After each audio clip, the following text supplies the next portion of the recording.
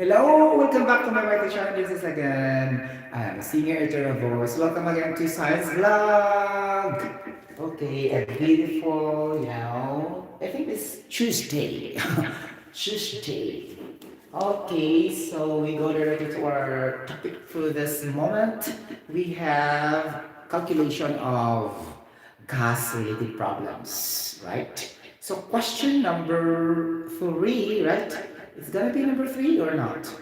I think so. So calculate the partial pressure of ammonia if 24 grams of nitrogen gas reacts with excess H2 at 298 Kelvin inside a 250 liter container.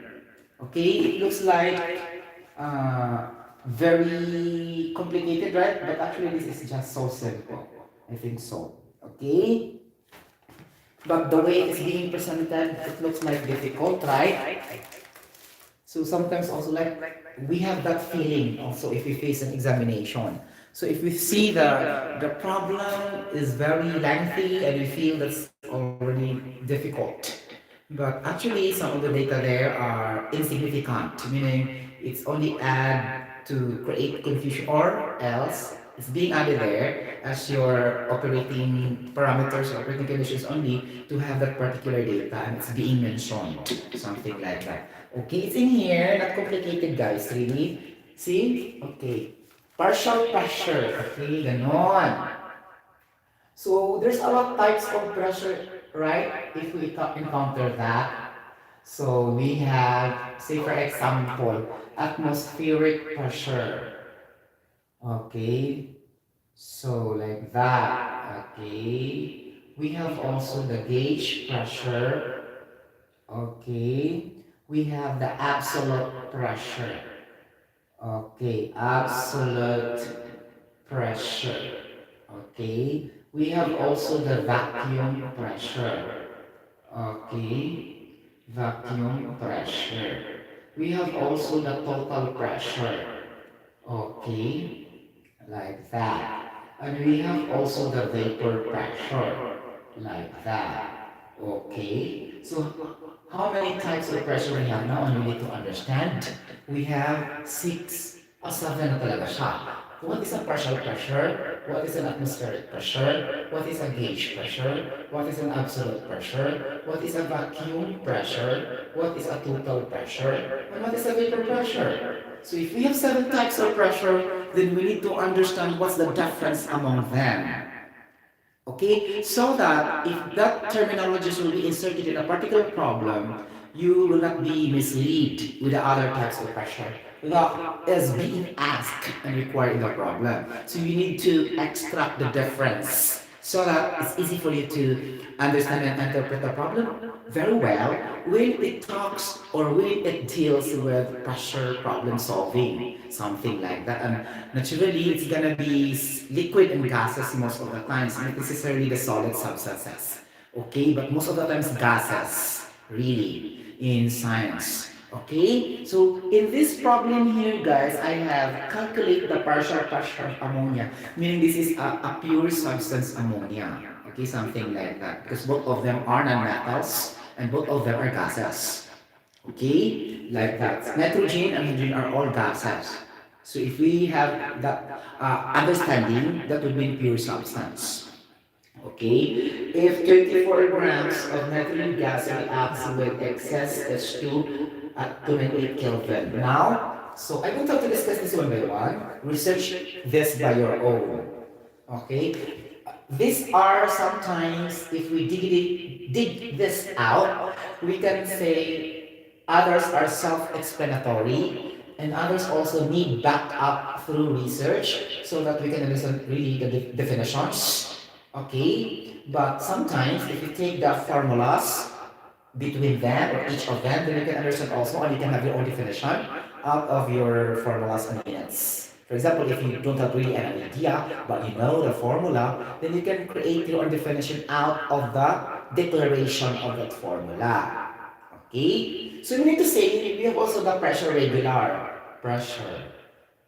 So in science, guys, just like also buying a product, if we say I have a toothpaste is a regular. And then if you have close up, I have the, what do you call this one? I have here, what do you call this one? I forgot the name. I have here the Sensodyne. See? Sensodyne, Colgate, something like that. These are the brands. So this, the same also with the pressure. I have the general, that this is all our pressures.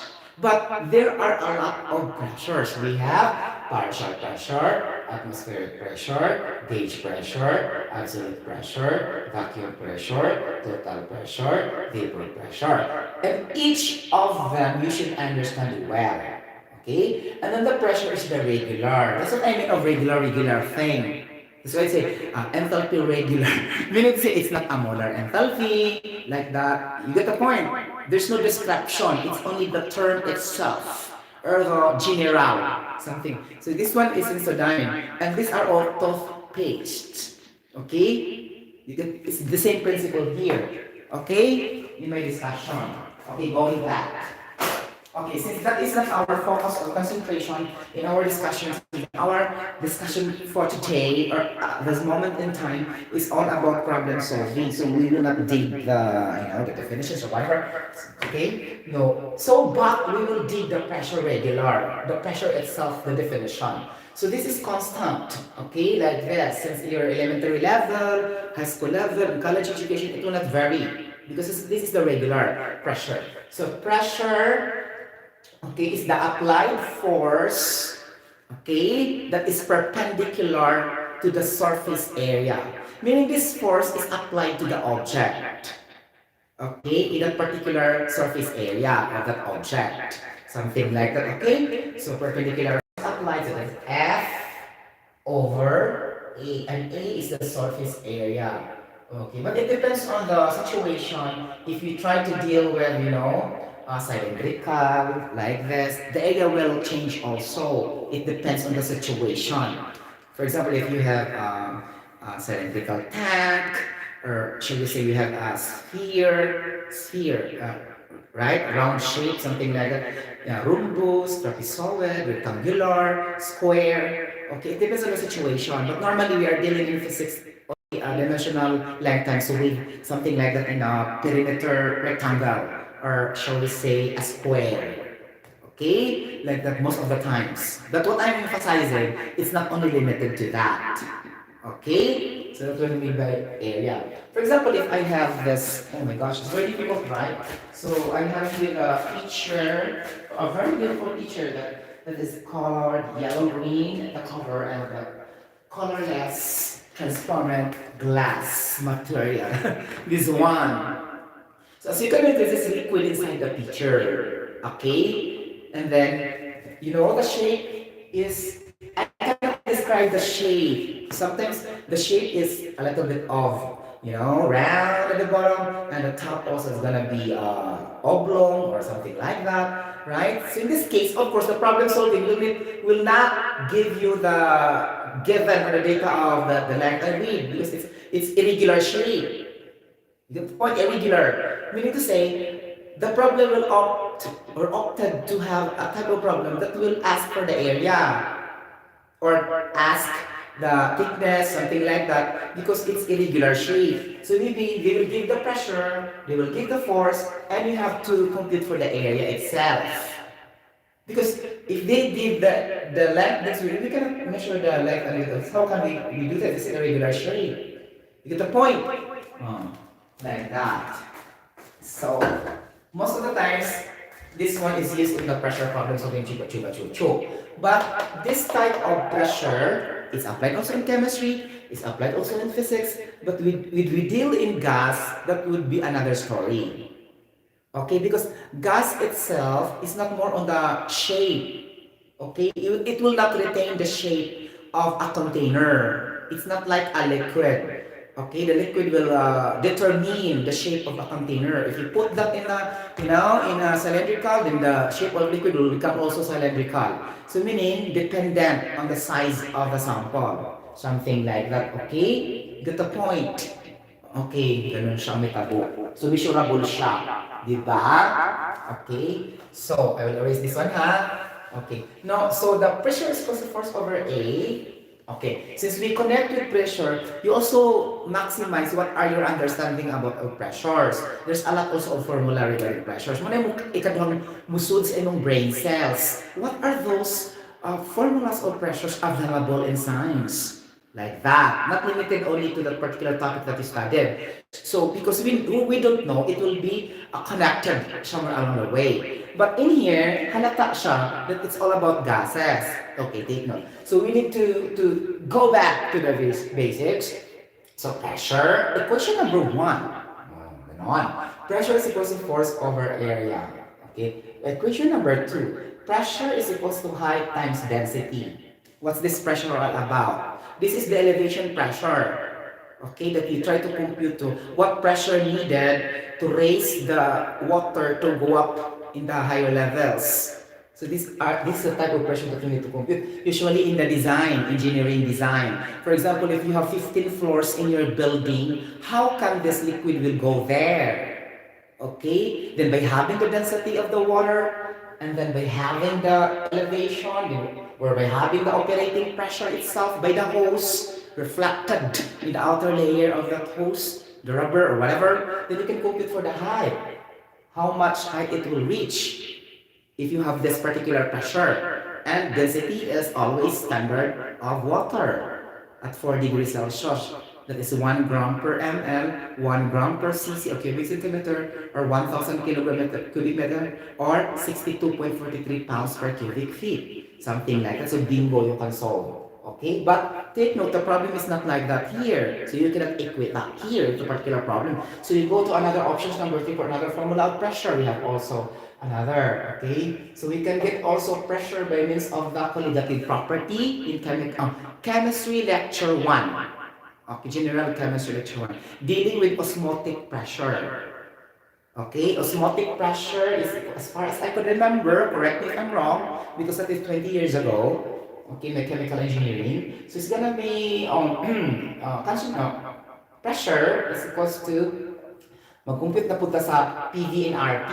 Okay, so PV and RT, then we can say pressure is equals to nRT over V. Okay, ganon. I'll try to compute the colligative properties of osmotic pressure.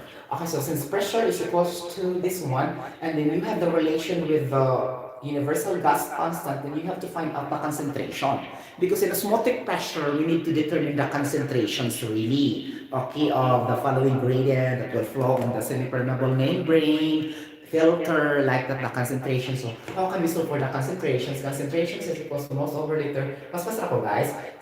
Concentration is equals to moles per liter. Okay? Like that. Okay? So how can you do that? Again, manipulate the formula. Since we have the molecular number of moles, meaning to say molar mass na yun. Okay, molar mass, akong i-derive to have a formula of pressure in terms of osmotic pressure. Okay, like that. So molar mass is equals to the mass regular. Ato nga lang pag-istorya ha, mass regular, means wala yung mga description. Tuturo siya yung regular Joule. So mass over number of moles. Okay. Number of moles by algebra computation is equals to mass over molecular weight. Because molecular weight and molar mass technically is just the same. Okay? So this is mass over the molecular weight. Okay, we have now there. Substitute that here in the equation of PV and RT. So we can say automatically without question that pressure times volume is equal to mass over molecular weight times the universal gas constant R times the capital T Kelvin. Now, crisscross multiplication again in algebra, we can obtain somewhere along the way of nakakaluka. Okay, sa online natin pagbuhatin hindi na that we have a molecular weight and we have already the mass. Okay, now what other physical property of matter that involves mass and also volume? It's very clear that it's density, right? So density, mass over volume. Ganon. So substitute that there again. Okay? So para makuha niyo ang concentrations na moles per liter. Okay, ganon. Kaya sure ko, ang formula sa concentrations in terms of osmotic pressure based on my memorization, C is equals to R times T only sa concentration. So nangawa ang mga chuba-chucho. So N has been eliminated, pressure has been eliminated, volume has been eliminated, but we are not considering the concentration, we are considering the pressure. You get the point? Ganon. So computing for the pressure, so another equation is 1, 2, 3. Aside from pressure is equal to the number of moles times R times C over the volume, we can also another have a pressure, formula of pressure, which is pressure is equals to cross multiplication chuba-chucho, volume, molecular weight, mass times RT. Okay? Since mass over volume is a density, we can see also that number 5 pressure formula, pressure is equals to density, right? And correct, mass over volume and siya. Okay, density and then RT over molecular weight.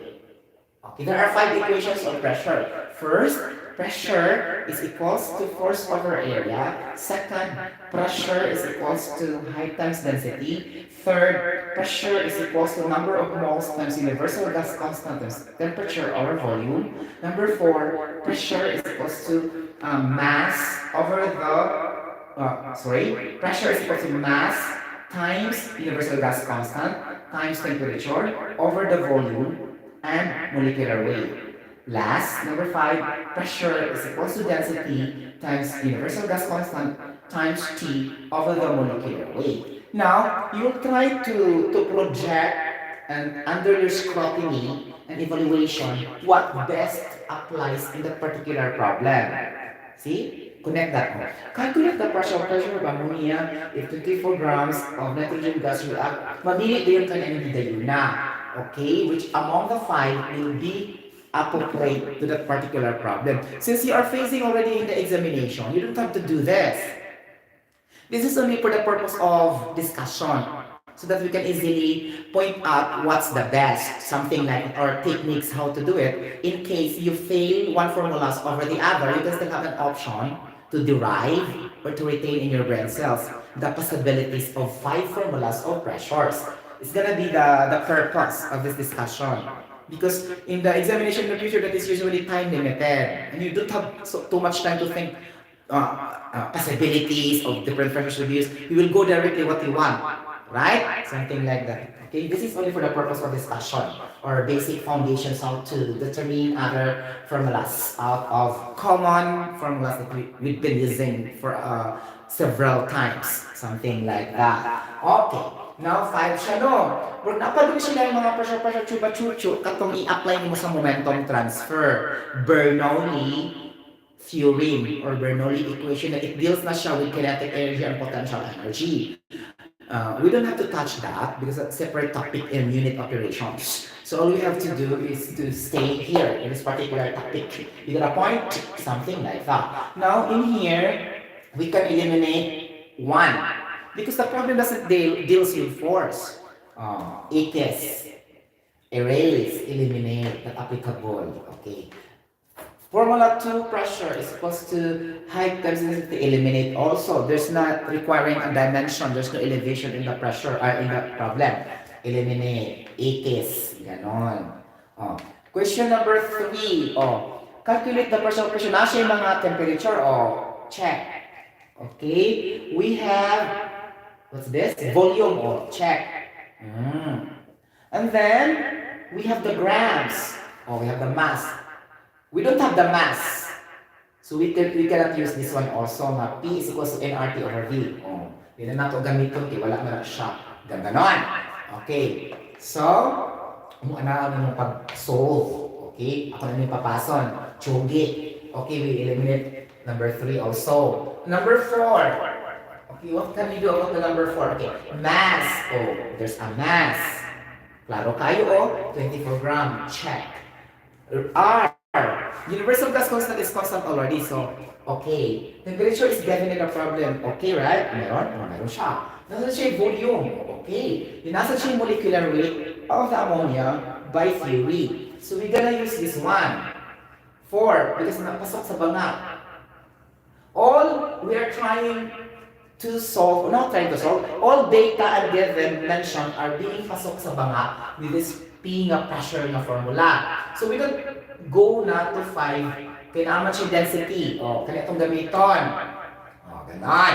So pressure is equal to the mass times the universal gas constant T over volume times the molecular weight. Now, focus on the data that has been mentioned in the problem. What's that? Okay, we have 24 grams. Okay, plug in 24 grams. Okay. Universal gas constant and T are all constants. So R. So you should memorize at least two. Okay, values of universal gas constant R. Or you can say also gas constant, it doesn't matter at all. Okay, sometimes ideal gas constant, universal gas constant, or gas constant alone regular. Not irregular. Okay, like that. When I say gas regular, there's no description. There's no adjective put prior to the term. I said right? Ideal gas constant. So there's no word ideal. Ideal is our description or our adjective that describe what is that gas constant all about. I said also universal gas constant. The universal is the description or an adjective to describe what gas constant we have. But what I'm trying to emphasize, you can still also use the term gas constant aside from doing it specifically. That would mean understood. Okay? If your instructor and professor will use different terms, you got a point because it can be used interchangeably.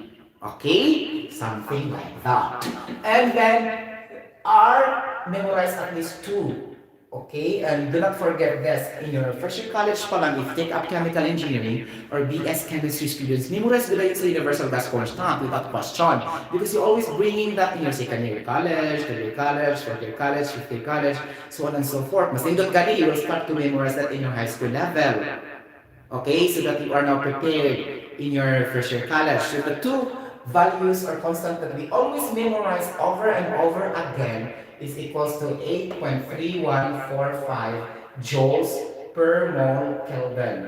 Okay, so I think not only limited to chemical engineering students, but also other engineering students would memorize this because they have also general chemistry lectures for semesters. Because chemistry is common to all engineering courses, not only for chemical engineering students, right? And also physics. Something like that. And the other unit concept that we'll be able to memorize also significantly, we have 0.08205 liter atmosphere mole Kelvin. And now you need to check the compatibility issues when you try to incorporate this each constant in this formula. Okay, so take note. So let's do this. Okay, so for example, the temperature is 273. 273 always gets, but other books say 273.15 like that, but it would matter a lot unless you know the choices are very near with each other. But me, better than memorize the point something lang talaga siya because we don't know in the future examination the choices are very near with each other then. Puro point something, slight lang talaga siya. So we need to say, okay, the point has been considered during the calculation. So things like that. Okay, so better to put that as 273.15. Okay, Kelvin to be precise. Okay, but actually more books, it's okay to put 273. So in the benefit of the doubt lang. In the benefit of the doubt, we should be confident. Okay, something like, maybe it will be changed in the future, whatever. Okay, and then we choose this 0.15 something, chuba. Okay, now we have the volume. Okay, now in our problem, go back. What is the unit of the volume? It's expressed in liter. So what is the constant, universal gas constant that uses liter? You also use that here. So that is what I called, or what we call, compatibility of the units of the measurement before going further in your calculation because it will create error somewhere along the way. Okay, now substitute that one here. First, volume equal to, what's this guys? Oh my gosh, 2.50, okay. 2.50 liter. Okay, ganon. Then, ipasok sa banga ang 0.0805. Okay, 0.08205 liter atmosphere mole Kelvin. Okay, ganon. And then molecular weight, so that is the molecular weight of ammonia. Of course, because ammonia is being expressed in the problem. By common sense, use ammonia. Okay? So by memorization, I think ammonia is 17.043 something grams per mole. But let's check. You're doing it one by one. Maybe my memory fails again. Okay, so NH3, 14, 3 times 1.008. Because I think it's 17.0016 or 17.042 based on my memorization. Let's try to confirm lang ha. Okay? Like that maybe ma-fail atong memory. Okay? So, 3 times, what's this guys? 0.08 is equals to plus 14. Oh, very near. 17 talaga siya. 17.24. Only the point difference siya. It's closer. Okay? So, meaning to say, I still memorized 20 years ago. Okay? From my chemical engineering, I took up that very long time until now, 2022, I could still remember the molecular weight of ammonia. Okay? Like that. So, di ba? Advantage din ang mag-memorized. Okay, so molecular weight is equal to 17.24 grams per mole. Okay, like this. Okay. I will erase the other things, okay, here. And now you can now cancel the same units to agree with, the compatibility issues of the units.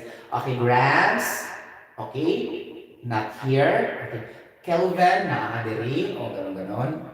Na grams ulit, na siya. Grams is in the molecular weight cancel. Mole, cancel. Liter, cancel. What is left is atmosphere. So pressure is equal to this one. Direct substitution, guys. Really? Let's check other option because it's direct substitution na good siya based on my analysis. But let's try to ano pa talaga ha? Okay. This is our first analysis of pressure. Okay. Later we have also another option how to solve it. Let's check if it agrees the answer. Okay? The important is we need to analyze talaga siya. Okay, so 17.24. It's not enough to have one option. Okay, just like applying job opportunities, you have to search for another option. Okay, things like this. Okay, times 24 times 2, 250 is equals to 43.1. Then I'm and let's check also the validity or the logical answer, if it will really hold true or it's correct based on the theory, like that, things like this. Okay, so 24, okay, times, nakakaloka, 0.820, 5 times 273.15 is equals to. So this is 537.88. So 80 na lang siya. So i-divide natin siya kuan, 43.1 is The equals to. Bluetooth device is ready to pair. So we have 12.5 atmosphere. Okay? Based on our formula of pressure we choose. Okay, now, option number 2. This is option number 1, direct substitution based on the formulas. And now, how about we go to the dimensional analysis way of solving dimensional? Okay, so I said, calculate the partial pressure of nitrogen. Oh, reacts. There's a reaction. Reacts man. Okay, so let's have another option. Don't be too confident of your answer na 12.5 atmosphere. Don't you substitute everything and everything is fine. And look back to your kind of question. It's a reaction by good siya. Then it's impossible also if there's a reaction and you don't use the stoichiometric relationship. Maybe some will be used there to obtain the pressure. Things like this. Okay? Now going to option number 2. Dimensional analysis way of solving the problem. Okay, now I have, guys, addition of nitrogen gas and hydrogen gas is called a Haber process. Okay? Like that. Synthesis ni siya. Synthesis blank is the synthesizing of nitrogen and hydrogen to produce ammonia is a contribution of Mr. Haber. And the process is called Haber process. Okay? Only for, some information. Okay, we have also N2 plus H2 is equals to ammonia. Okay. Okay. Does ammonia is a reversible chemical reaction or a spontaneous chemical reaction? Take note. If we reverse this, it will go back to N2 and H2 without adding a catalyst or without adding an inhibitor or applying heat or higher temperature or whatever. Just analyze this natural chemical reaction. So I think this is spontaneous and reversible, right? But that is not our focus of concentration. I'm just asking. Okay? Like that. So N2 plus H2 is equals to NH3 or ammonia galore. Okay? Calculate the pressure. Okay, may reaction sa H2. Okay, ganon. Okay. Balance the chemical equation. No need to use the algebraic balancing chemical equation. We use the trial and error method because it's very easy. It doesn't have more than 10 moles, atoms, 8 atoms. We will prefer to use algebraic balancing if that is more than 5 atoms or moles na nasa sa compound, sa subscript. Because it's very difficult. Just like sucrose, magagamit siya chuchu. Okay? You get the point. So, that's one. N2, I have to put 2. Ano na siya? Trial and error. 2 times 3, 6, and then 3. Ganon. So, balance na siya. N2, hydrogen gas balance. 6 atoms in the left of hydrogen, 6 atoms of hydrogen in the right, and 2 atoms in the left, and 2 atoms of the product. And then perfectly balanced. Okay? This is. And now we use the analysis conversion way of solving the problem, meaning it uses the basis of calculation. Okay. Now, in the problem, it's very clear that our basis of calculation is the mass 24 gram of nitrogen. Okay. How can we do this? 24 grams of nitrogen, okay, times 14, right? 14, right? Oxygen is 16 grams per gram mole, right? Okay. Okay, kung ano na siya guys? Subscript times the atomic number. Okay, if we determine the molecular weight, not the molecular weight, the atomic weight, okay, atomic weight or the atomic mass, we need to, of a single element, we need to have the subscript multiplied to the atomic number. So that's the formula how to obtain. Actually, this is not specified because it's already understood that it's in the periodic table. I have to explain so that the students can understand. Okay, atomic weight and atomic mass of a single element will just arrive as easy as that. Okay, it will be coming from multiplying the atomic number and the subscript of the atomic gas molecule oxygen. Ganon. So, 2 times 8 is equals to 16. Aside from the reflections of periodic table, if you forgot, makuha gyapon nimo in another way around. You can also determine in another way around if you don't have periodic table in your hand. If you just know only the atomic number and the subscript, something like that's another technique. Okay? And then for example, if this is nitrogen, okay, nitrogen gas also is a diatomic gas, right? Because of the presence of 2 di. So this is an atom, so diatomic, ganon. So N2, diatomic. Okay, diatomic element nitrogen or diatomic gas. Okay, now 2 times, what is the atomic number of nitrogen? So it's gonna be 7 based on my memorization. So 2 times 7 is equals to 14. 14 ang imong atomic mass, an atomic weight of your nitrogen. Things like this. And I'll check that in the periodic table. Oxygen. See? Oxygen has a 16. Okay, atomic mass. And check the nitrogen. 14 ba? Perfect. So that's the way how it is being solved. Atomic number times the subscript. Okay, but if the element has no subscript, would you say that the atomic number is equal to the atomic weight or molecular weight? The answer will be no. Okay? So this is also an exemption. If only there's a subscript lang yun siya. But if there's no subscript, then ayaw pugsa po. Okay, tanawa yun ang periodic table. Or the third way is to, bungkag-bungkago ni mo. Do it separately and add. Okay, like that. You get the point? For example, sucrose, get the atomic weight of the carbon, get atomic weight of the hydrogen, ganon. Do it individually and total that later on. Something like that to get the molecular weight of that compound. So there are three methods pala talaga siya. But the one I teach you is not common. Okay? It's not common, this one. And this is only applicable to some or to few, not in majority. You get the point? So this is an additional optional, guys. It's not really a requirement to learn this. But for dagdag kaalaman, so I think it's also useful, right? Okay? Especially when you forgot.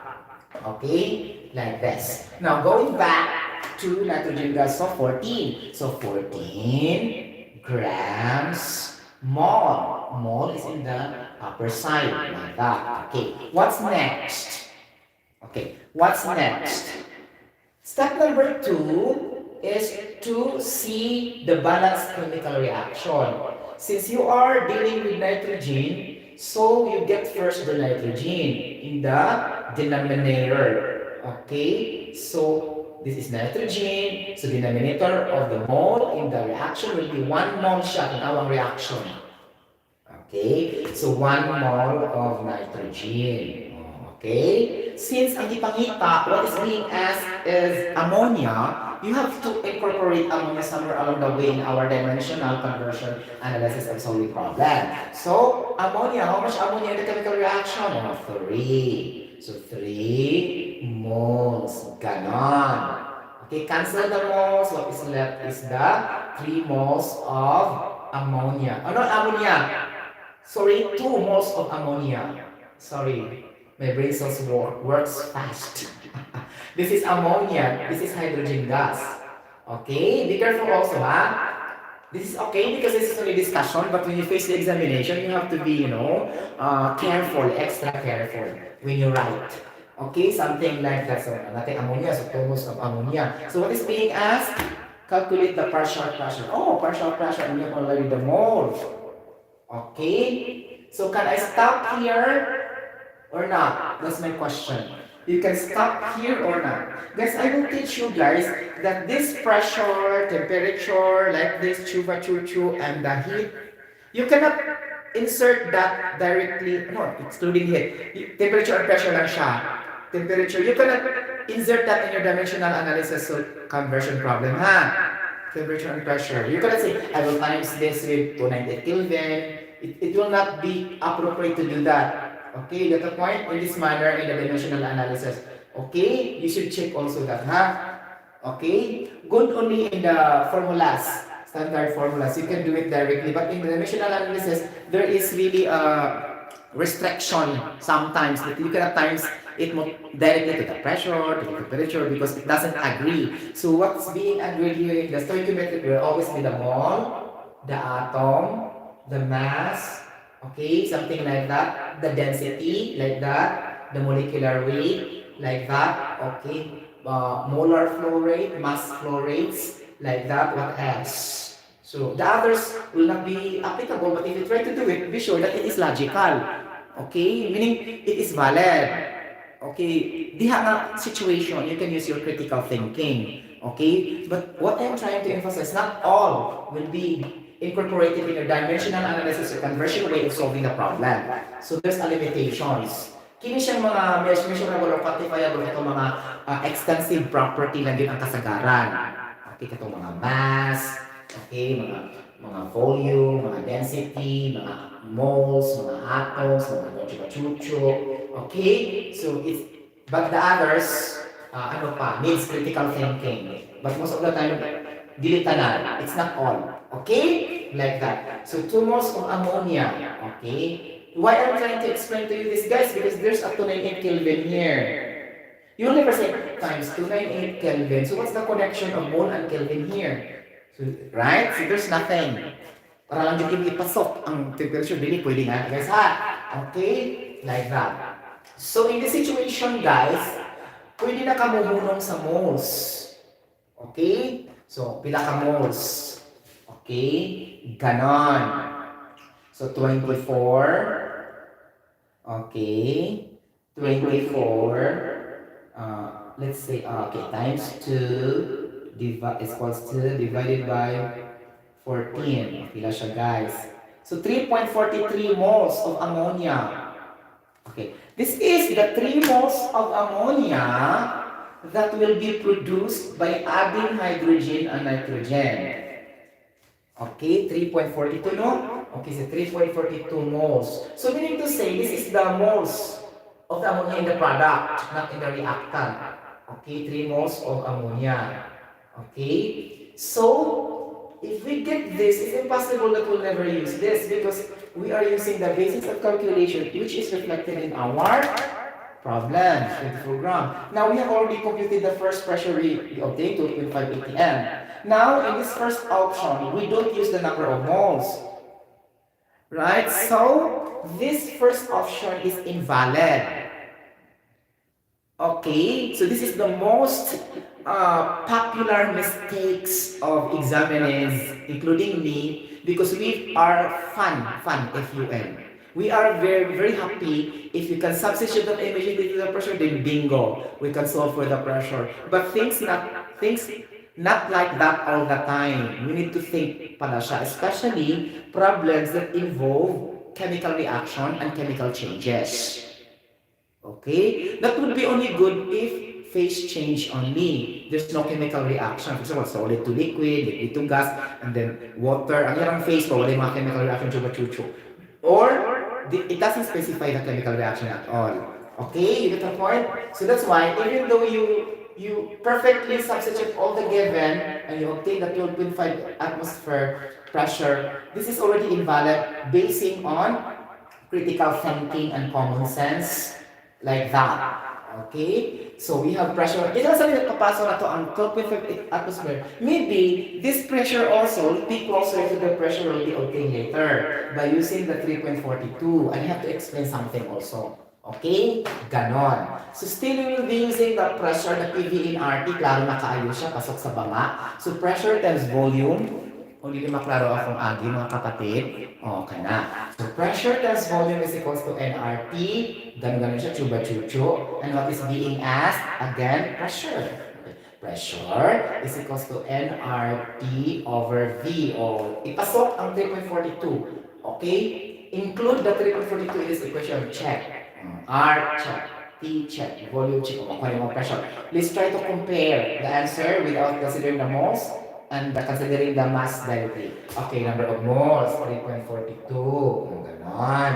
So moles, again, universal gas constant na 0.08206. Ganon. Temperature, 73.15. Ganon. And then the liters we use here, the volume is 2.50 liters. Okay? Okay, like that. Cancel everything. Okay, because we know that it's cancelable already.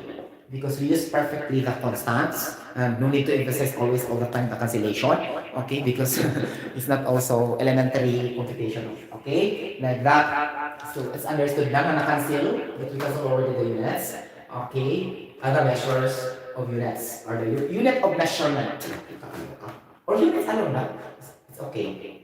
Okay, 3.42 times 0.08206 times 273.15 is equal to ganon, chupa-chucho, divided by 2.50.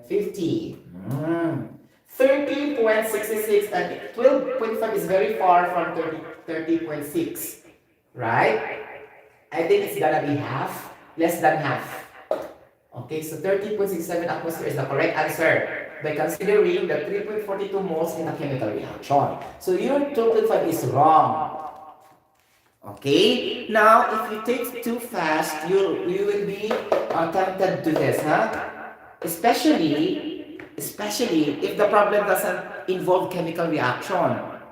Such like this, what I mean, worded problem, word, no chemical reaction. Like this, calculate the partial pressure of ammonia if 24 grams of gas reacts with excess. The chemical equation is not being shown. Right? So usually, 80% masipyat ang examiners for this kind of problem. Because if you try to substitute directly, without considering the moles, then it will be getting the answer, right? And the number of moles there is not being specified also. That's the mass. So it's very tricky. This kind of problem is easy but tricky. Okay? You get the point? Easy but tricky.